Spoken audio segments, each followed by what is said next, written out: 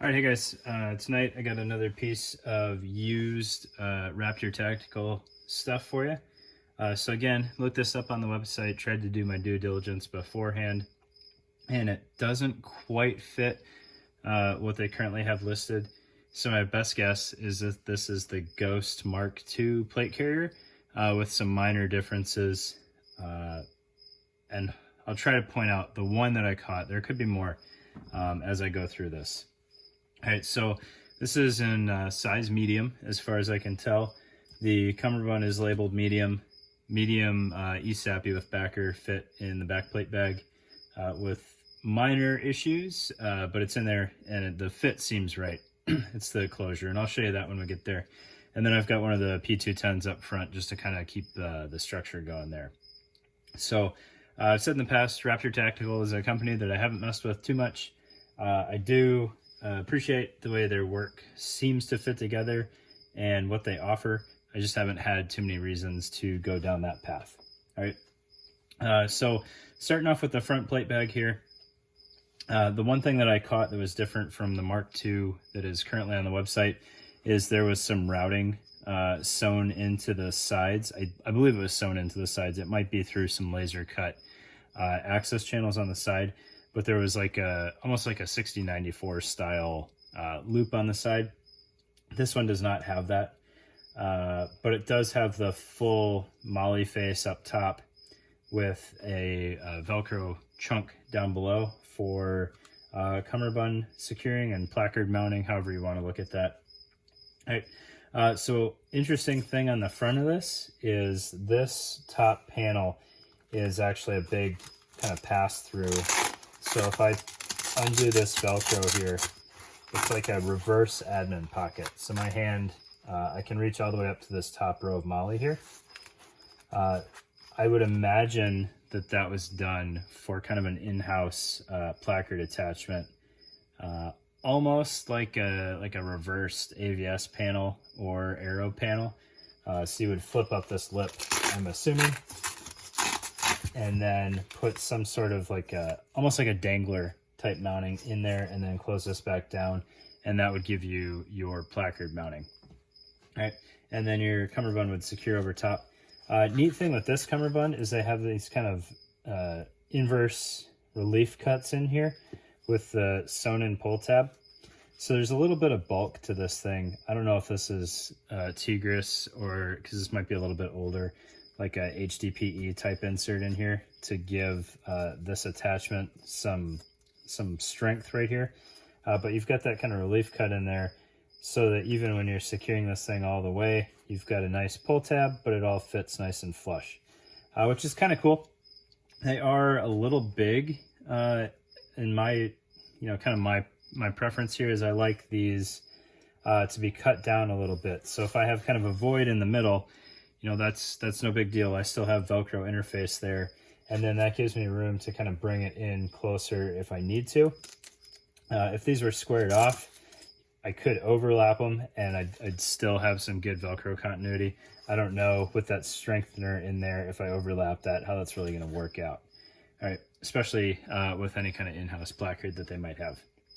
And then with them being that long, you can't really pay out any extra because then you've got some exposed hook rubbing you kind of on your flank there, which isn't great. And really that only comes into play if you don't want to change the sizing on the back based on the season. If you got some bulkier clothes on, or maybe you're a little bulkier, I like to have kind of that little 2-inch room to play there. All right. Nice laser cut pattern up here. So they've got the placard swift clip mounting or side release buckles or repair buckle mounting. You've got a nice 6x Velcro field up here, as well as molly field. So you could put a pretty stout admin panel up there if you wanted to, or you could run like a 4-column ATAC, and then you've still got some push-to-talk mounting up there. So the 6 wide up top, if you can fit it on your plate carrier, is a nice touch because it leaves room for mounting things on, aside from just a pouch, right? If all we wanted was an admin pouch, 4 wide is enough. But once you throw PTTs on there or something like that, it's nice to have that added space. Right? And then that extends down, so you could run pouches out the bottom here if you needed to. So this would be a row, a row, and a row. So you could do, you know, a 3-row footprint if you really wanted to, but that'd get pretty bulky and then start getting in the way of your magazines. All right, so that's kind of the front plate bag here. If we flip this up, hopefully this stays in frame for you. It's just bare Cordura inside there, front and back, which isn't great. A lot of for sure some of the factory stuff that's being put out today, but even some of the kind of cottage industry stuff, like Salt Light Gear, are putting the mesh panels and kind of the spacers and everything in there. So the interface of this plate carrier could be done better for sure. The straps are just a Velcro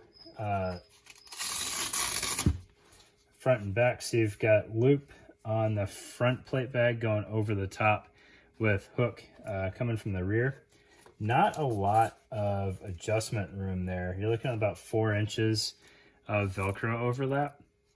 So I could for sure see this plate carrier having issues getting your plates high enough or low enough if you're some mongoloid without really compromising the connection there and needing to do something additional to keep that together, whether it be a couple wraps of Gorilla Tape, or if you're using government purchase card T-Rex tape. You could do that, not super clean, but it would work. All right, so that's how those marry up. And then what we'll do is we'll throw this around and look at the back real quick.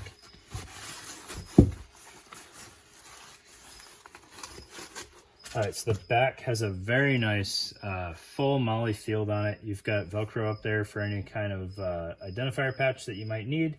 But looking at the footprint here, you've got 1, 2, 3, 4, 5 real true rows on there. And this bottom one, this is just a Velcro sandwich in here. So I believe that that'll feed through. I might be wrong on that. Let's double check.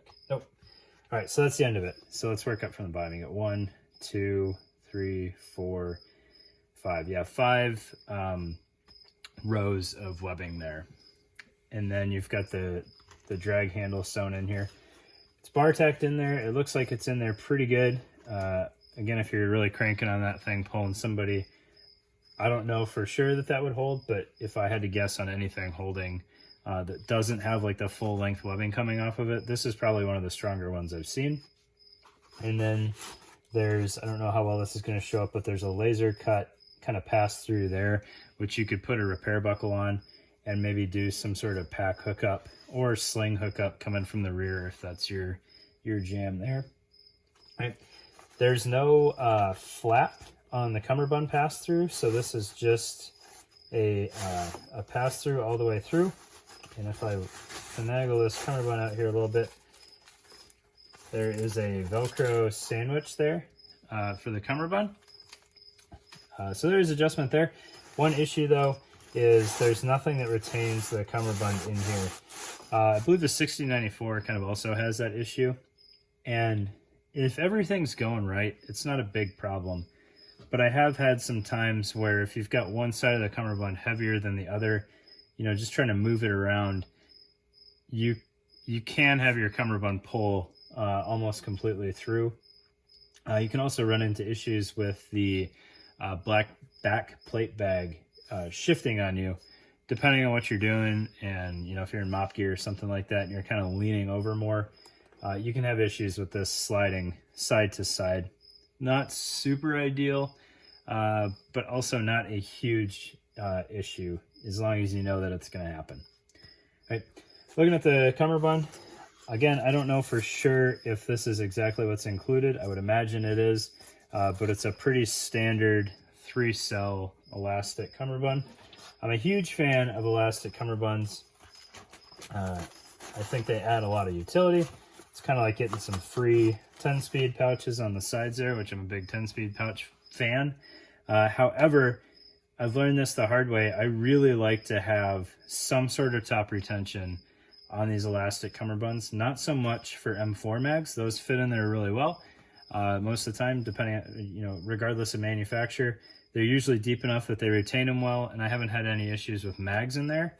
However, I had some 16.9 ounce water bottles in one of my elastic cummerbunds, and with it being kind of a girthier item, it didn't want to stay in the pocket very well, and I bent over working on a training problem, luckily, and yard sailed both my water bottles out on top of my problem, which wasn't super cool. So I prefer to have at least some sort of shot cord retention on these pockets. If you don't, that's cool.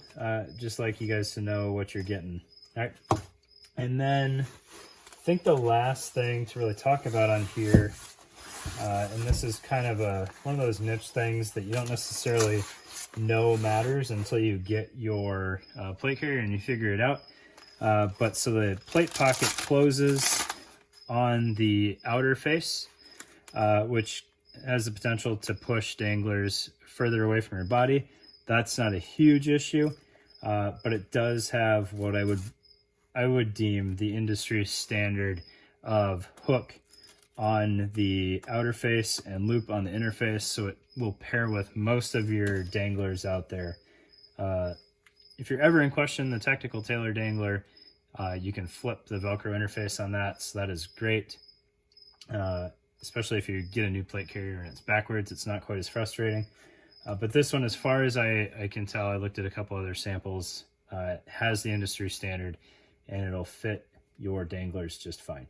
So that's the Raptor Tactical Ghost Mark II, as far as I know, plate carrier. Key takeaways, big issue is going to be ride height based on the way the shoulder straps are done. And then the pass-through on the cummerbund, at least for me, not having any kind of internal anchor is a little bit of an annoyance. All right, thanks guys. Appreciate your time, and thanks for watching.